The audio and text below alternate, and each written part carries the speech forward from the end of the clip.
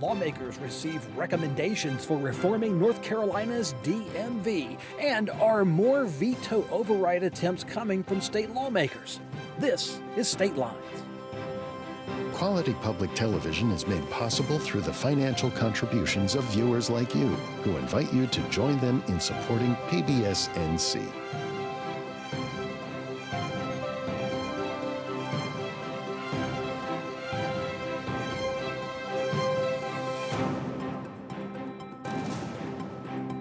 Welcome to State Lines. I'm Kelly McCullen. Joining me today, a true VIP, former North Carolina Attorney General Rufus Edmisten, WUNC Radio's Colin Campbell, beside him Skye David of New Frame Legal and the Do Politics Better podcast. Check that out.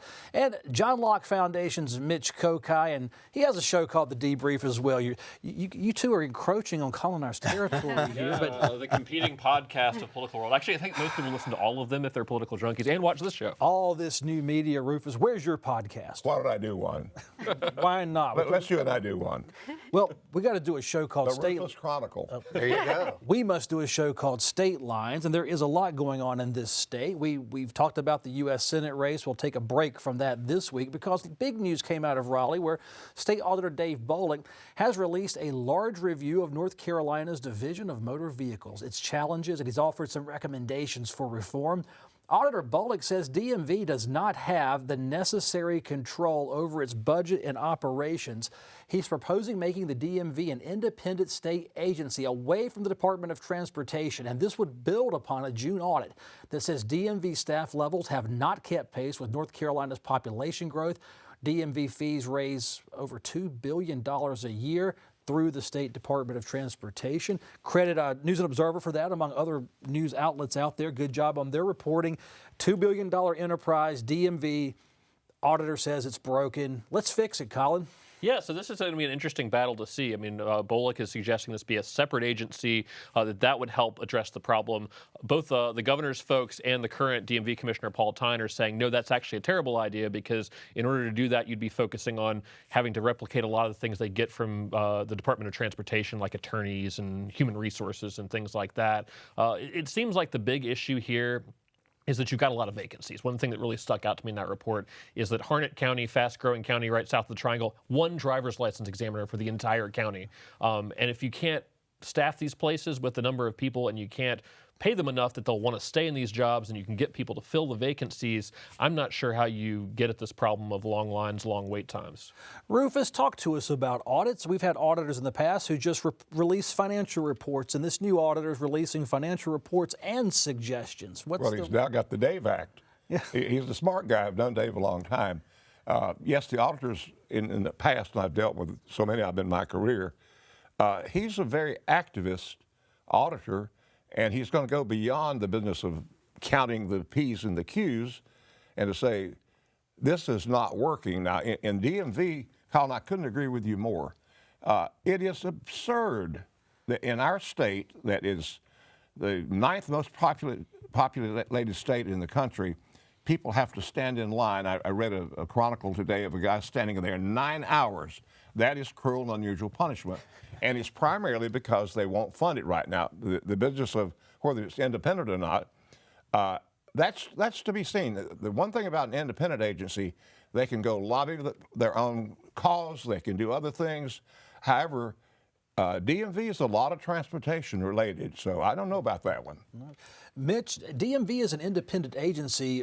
That would give them control to institute self-reforms. I mean, if you read behind, it seems to suggest a bureaucratic DOT has prevented reforming the DMV, that it would maybe do itself good by not having to answer to anyone else. I'm trying to understand this. The sense that I got was that there was some concern that you might have the tail wagging the dog, that you had DMV, which was providing some large percentage, maybe a third of the money for the DOT, but was only getting about 3% of the staffing or the support, and that DMV officials, although they have been such an important part of what's happening at the DOT, have almost no input into what the department's planning and priorities are. So I think that was probably one of the justifications. We didn't hear the auditor say, well, let's make it an independent agency and give the General Assembly control, which obviously would have made it a partisan thing, to take another thing to take away from the Democratic governor.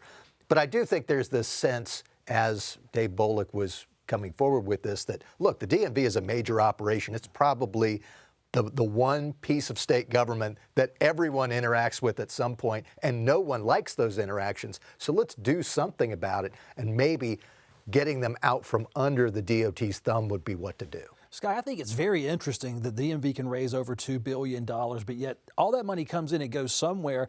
But the Democrats and Republican legislatures haven't upgraded the computers. The mainframe computers are older than some of the examiners and all this kind of stuff we hear. How does it get that way that such a lucrative, if you want to call it that, agency can be left behind with population growth in this state becoming a top 10 destination?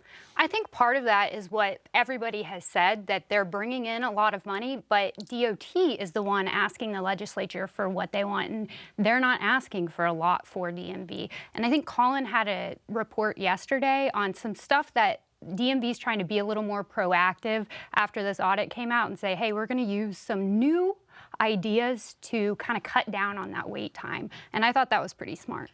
Yeah, there's a lot they can do with terms of, how people stand in line. If you get a text message, there's a DMV near my house that's next to a Subway restaurant, and everyone's standing out in the heat. And it's like, you could just go into that Subway, eat a sandwich, get a drink, get out of the heat. Then you smell like Subway. Yeah, you'll smell like Subway, but at least, you're better than standing in line outside the DMV for 9 hours. But you'll have a license at the end. So. Yeah, exactly. One of the interesting things about all the money with DOT, I mean, when you pay your DMV fees, a lot of that is going to road upkeep, and DOT has to balance how much does it spend towards the DMV operations versus road building, which I've reported on. A lot of the major road projects that are must-dos for the state are getting delayed and delayed and delayed, and we keep getting stuck in traffic. So there's a lot of competing interest here. Very quickly, Rufus, does Dave Bolek hand over his report to lawmakers and the governor, and they say thank you very much and ignore him like they do so many other things, or do they take him serious? This is a grassroots movement. I remember when I was Secretary of State, the Secretary of State's office made 10 times the amount of money we were given, but I couldn't get any of it back. And DMV faces the same thing, and no entity touches more lives than DMV in the state of North Carolina. Next topic is Governor Josh Stein's signing of the mini budget bill that state lawmakers had approved on its short session just last week. Republican House and Senate budget negotiators pushed through some policy and funding items on which they could agree on without much controversy, hence the small mini bill. There are some teacher pay raises in there. Some state workers get a pay hike. The DMV will get funding to hire over 60 new examiners. Governor Stein publicly calls this a Band-Aid budget that, quote, keeps the lights on. And Skye, he's telling legislative Republicans they need to get serious about investing in the people. But budget writers and negotiators say this does a lot of good. Aaron Paré was on here last week. Representative of Wake County said, yes, small budget, but it's mighty. That's right. They did the things they had to do, and they can't agree on much more than that right now, so it's all they could do. So we got those first steps, lights are on, and I'm not sure there is going to be a big budget bill, but maybe some more mini budgets to come. There are all these lobbyists in Raleigh, and they all work all year long to try to get some sliver of something in a budget or a bill somewhere. Was this a great disappointment to all those people that walk the halls to get a mini budget as opposed to a maximum budget? No, I think it was a reality check. There's a money problem, and the state does not have the money to be funding all of the stuff it's been funding.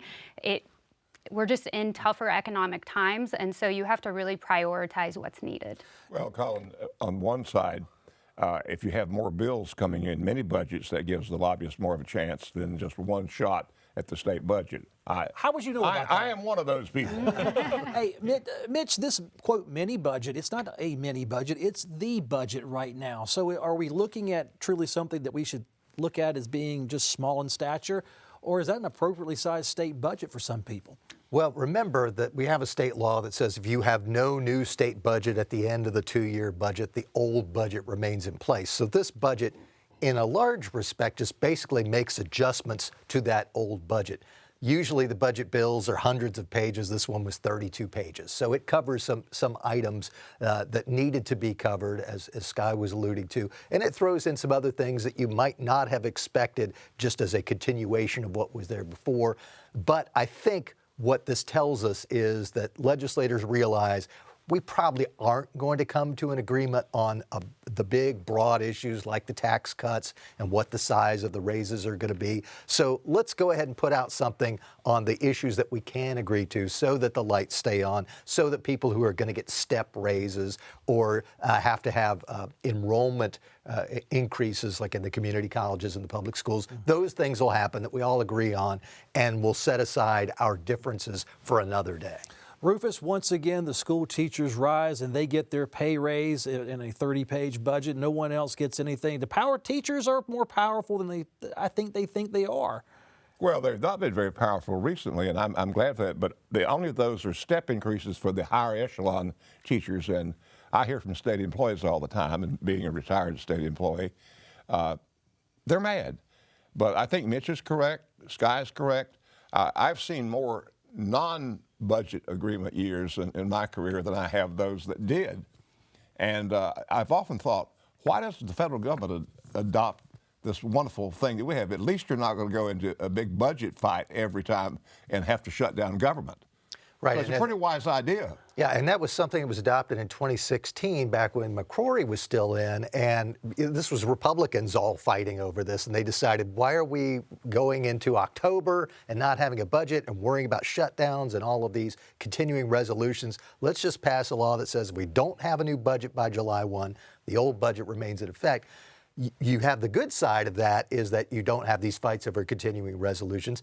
The downside is that there is less incentive to come up with a deal. Yeah, the pressure's gone now. It's like, well, the lights are going to stay on one way or the other. And if you are in a situation where one side says they look at the other side's budget and they say, well, that's worse than what we already had, then we're not going to go with that. Let's just keep what we already had. And that's the problem this year. I mean, you've got the big fight over these scheduled income tax cuts, and the Senate's position is, let's not touch what's already in state law. Let's keep these tax cuts coming. So their advantage is to not agree to a deal unless the House caves on this income tax issue, which it looks like they're not going to. To the point about the evergreen statute, though, I think your normal North Carolinian doesn't even know that there isn't a budget. Yeah. It's true. The show rolls on, Rufus. Back in days when the Democrats controlled the House and the Senate, the same thing happened. It's a phenomenon how they fuss about one another always at budget time, and the average individual in North Carolina can't understand why the legislature being composed of almost one party can't get together, but it's just an old habit. Has the pressure been relieved with the mini budget? I know one senator said, it's great. We don't feel like we really need to come back and be so pressed to pass anything else. I think there's still some pressure, and it's going to come from teachers and state employees because you're going into the new school year. Nobody's gotten a raise this year. And you're also looking down potentially state health plan premium is about to go up. So realistically, between that and inflation, most state employees, assuming they don't do a little bit more, maybe a mini budget that has raises in it, are going to take essentially a pay cut ultimately at the end of the day. And remember, they're also going to have to do something maybe on Medicaid. I mean, they put in this mini budget $600 million, but some are saying that that's still $300 million short. So we'll see how that plays out. So we have that to come back to. August 28th or 9th, they're coming back in later this month. And then also the governor has given Republicans another reason to call another small session because he added a veto to a list of the bills Republicans may try to override in a few weeks. Legislation to register North Carolina under President Trump's school choice scholarship tax credit plan was vetoed. Lawmakers have override intentions on other bills. We're watching the DEI bans across public education, the universities, and local government, as well as this Second Amendment concept of removing permit requirements from concealed firearm possession called constitutional carry, and a darling bill for the grassroots gun rights movement. They've gotten so close so many times, and this happens to them every session. It gets punted. Handicap the veto override race here. 5 bills were left, and I don't know if Josh Stein's veto this week makes it 6 or makes it 5, but it's almost a half dozen. Yeah, that's 6 with the new one. And remember, there were 14 bills that they initially had on their plate.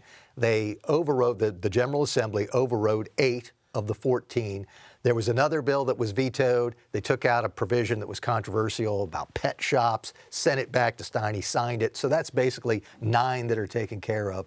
Of the 5 bills before the one that you just mentioned about the signing up for President Trump's school issue, those 5, not a one of them had a single Democratic vote.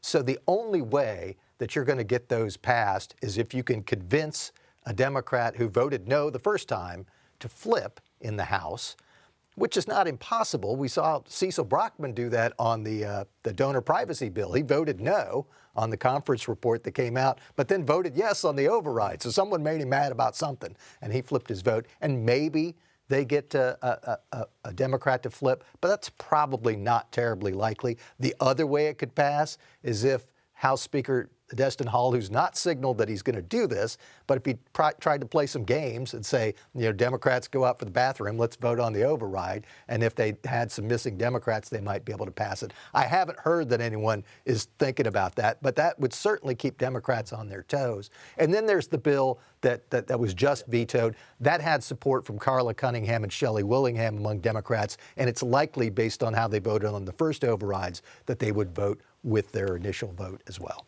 Speaker Hall has said publicly he's not going to call a vote when people are gone. People might remember the September 11th budget override in the House, and that did not play well for Republicans. But Speaker Hall said he's going to get there in an honest way, so I wouldn't expect that to happen, calling a vote when people are gone or something like that. Colin, if it's allowed by the rules, why not call a vote? That's not dishonest. That's following the rules as allowed by, I guess, legislative policy. I feel like he still sees the potential to, I think, persuade maybe one or two Democrats to cross party lines on some of these issues, and that's why he'd like to do it that way, because that just feels a little bit less sneaky than the other way. But as you mentioned, it's perfectly allowed, and all it takes is all the Republicans to be there, and I think two of the Democrats to be absent, and then he's got what he needs to get those final vetoes across the finish line. Because I'm not sure. I mean, you look at what's left, the concealed carry permit bill, several bans on diversity, equity, and inclusion. Those don't seem to have the support from those key swing Democrats yet. But certainly, I mean, we just talked about the budget. There's often wheeling and dealing that happens behind the scenes, and maybe somebody gets something they want in the budget, and in exchange they vote with Republicans on some of these remaining veto overrides. And to your point about using this sort of strategy, remember, that's why we have a state lottery. When it went through the state Senate was sent home for the year and told they weren't going to vote on anything else, and then they were called right back. Two Republicans weren't there, and that was enough for the Democrats to pass it, with Beverly Purdue's tie-breaking vote. Produce the vote. And she became governor, Rufus. Yeah, maybe vote for the lottery, you become governor. Why didn't I think of that? Is it easier, Rufus, for Republicans to persuade a Democrat to cross over with goodies or whatever you want to call it, pork or other policy preferences? Or could Democrats push a caucus member in the House over to the Republican side with some of the more public attacks and more disagreements? The Democratic leader is Robert Reeves, is a very decent man, and he's not one to arm twist and say you've got to do this and do that. And some folks just vote their conscience, and he says that's allowed. And so I think that's a very fine gentleman to do that. And we'll watch this. It's the gun bill, the anti-DEI bills, and then the school choice bill. I predict one that will not survive the vetoes, that gun bill. How ridiculous for an 18-year-old to carry a concealed weapon somewhere. And that's when the two House Republicans two Republicans. Good Lord. Right, and remember, so of those 5 bills, not a one of them had a single vote from a Democrat in either the House or the Senate the first time. From your experience, do you think that Democratic caucus will be calcified on certain issues and they would just have no chance of flipping that one vote? It's going to be hard, because you're basically going to have to say, you got it wrong the first time, now join us against your party this time. I don't think they're going to do it. Or don't show up at all. That's right. Could have that. If they don't show. North Carolina's Department of Public Instruction is launching a strategic plan to improve learning for all of our kids in public schools. Here's the goal. Our state will have America's #1 public education system by 2030. Teacher pay, test scores, maintaining public school enrollment numbers and high school graduation rates will guide the grading for DPI. Here are some actual goals. They would like to have a 92% graduation rate from high school, and they would like to see elementary school enrollment rise from 84% of all 5th grade or 5-year-olds going into kindergarten up to 89% of students choosing public school options. In the era of competition, Mitch, with private schools and vouchers, 5 years to become #1. How do they get there? Well, they're going to have a lot more money flowing in, and I think that was one of the concerns. This was obviously voted on by the State Board of Education. I believe it was unanimous, but you did hear a couple of members, the Republican members, say, look, we haven't said anything about finances and how we're going to pay for this. That could be a stumbling block. So when I looked at that document, the main thing I saw was this was good aspirational stuff. There's almost nothing on there that you look at and say, I question that, although one piece that was this goal of raising the percentage of students who are actually in the public schools, which is not necessarily a goal you would have to do if your goal is for helping the students rather than the system. But other than something like that, most of these are good things. You want to raise the graduation rate, raise the scores. All of those things are good, but it's all going to come down to money and making sure that enough money is there to do it. And that's not really part of the plan, but needs to be. Rufus, is that the escape hatch for this if it doesn't happen, if they don't reach their goals, become number one, it's because state lawmakers aren't budgeting enough for public education? Well, they never have, even under Democrats. I had 4 brothers were teachers, and they're all doing something else now and have for years. I'm a great believer in teacher aides. Physicians have physician's assistants. Everybody has an assistant. One thing I like, Mitch, in the program is it said, cut out some of the paperwork. That is what I taught the 3rd grade for a year, by the way. Paperwork. Every teacher tells you, I want to use my time teaching. Stop all this crazy bureaucratic paperwork. We test and test and test. I think we're just testing ourselves to death. Colin, you could actually pull this down as a reporter and just watch it unfold over the this would be what, for next 2.5 legislative sessions to see if North Carolina can get to number one. But what makes it get to number one? Is cash king? I think that's one element of it. Obviously keeping teachers and school staff in place is going to be part of it. What do they focus on? I mean, I think this is sort of interesting. One of the things that stuck out to me in this report was that they want to do more on training teachers to teach elementary school math. That's an area they seem to think they need to make some improvements on. So a lot of this is, do you get all these different school districts with different school boards, different administration on the same page in terms of what do you prioritize with what resources you do have and how do you improve schools that way? But certainly funding is always going to be an element. Skye, can North Carolina have the best best education system in North Carolina and fully embrace a public option and now the private school voucher plan? Of course, DPI is going to look for public education only to be number one. How should a parent or someone who supports the schools view a strategic mission such as this? We have to look at the best school for your child. Maybe your child does great in public schools, and that is awesome. Or they might need something a little bit different, and you put them in a different kind of school. I think that the state has to come to the realization that we're not in the education system of 1980. We are in a new era, and they're gonna have to adapt to some of that. All of the students using AI to answer questions to really integrate what is 2025 instead of 1985. And remember, one other thing that's lingering over here that's not in the plan but needs to be addressed in some way is the Leandro case. We've been waiting 1.5 years for the state Supreme Court to say whether it's going to throw out an earlier ruling on Leandro. Once that's resolved, I think you can say, okay, either the courts are going to force us to do this and we can adapt to that, or the courts are getting out of this and now we can turn to other plans. Well, Mitch, the state has never paid any attention to that case anyway. So they definitely is no ruling a ruling. Well, I mean, they're going to have a ruling at some point. They have to have a ruling. I mean, they're good. They took the case. Yeah, they accepted the appeal. And 1.5 years ago, they had the oral arguments. So there will be a ruling, and really, it'll probably decide whether the case ends after 30 years, or if the courts are going to be able to tell the state government, you've got to spend this money in this way. Let's touch on one last topic out of the state treasurer's office. Been rolling out the news this month on the retirement system's health and some state health plan reforms. Brad Briner's team says it's launching a free surgical option where the state will directly link qualified surgeons with members of the state health plan, reducing the, quote, middleman and linking us with our preferred surgeons. The state pays us on insurance claims, uses Aetna as the manager to pay those claims. It's also next week expected state health plan premium rates will be announced. The state retirement plan also earned $8 billion, Rufus, in investment returns the first half of 2025, only $3.5 billion more than he expected.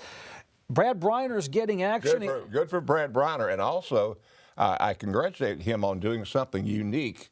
I learned, much to my dismay, that we have the highest medical cost of any state in the union. Forbes said that astounded me. And so it goes to show you that if you get these physicians to volunteer, now remember, he's having to have them volunteer, and it's not going to be free unless they get the mass to do it. But it shows you that if they're willing to do this, that we do have extremely exorbitant medical costs, and I congratulate Brad Briner. And of course, premiums are going to have to go up. Nobody wants to say, yes, I love a premium, but if you want to get good medical care, and I think the state health plan has done a good job. Colin, we've got a minute and a half left. Max, this fundamental changes, I mean, in some good news, I would presume statistically, whether you're a Republican or a Democrat? Yeah, I mean, I think some of this is Briner trying to figure out a way to offset these premium increases that are coming. As Rufus said, it's not really an option for them. That's going to have to go up. And so are there ways to, even as you increase premiums, offset the damage that does to people's bottom line by figuring out ways to make surgeries less expensive? Because a lot of times, you know, I look at when I pay for health care, the premium's not that bad, but once you go and have minor surgery or something, you end up thousands of dollars in the hole. And if there's a way to fix that, then that makes people, you know, better off at the end of the day. Skye, I know for a fact Senate policy leaders are watching this favorably. I mean, I think this mini budget had some stability funds for the state health plan. Yeah, I think that the state treasurer is doing all that he can to make sure that North Carolina is going to be in a good financial place. And when you're doing that, you have to think of those employees first. And so I think this puts the employees first. 15 seconds, last word, Mr. Kokai. If you really want to help with health care in North Carolina, end certificate of need. You'd have much more supply. Hit the talking point. You know, I set myself up for that. Hey, thanks, gang. Thank you so much for being on the show. We are out of time. Email me, statelines@pbsnc.org. We want to hear from you. I'm Kelly McCullen. See you next time. Quality public television is made possible through the financial contributions of viewers like you, who invite you to join them in supporting PBS NC.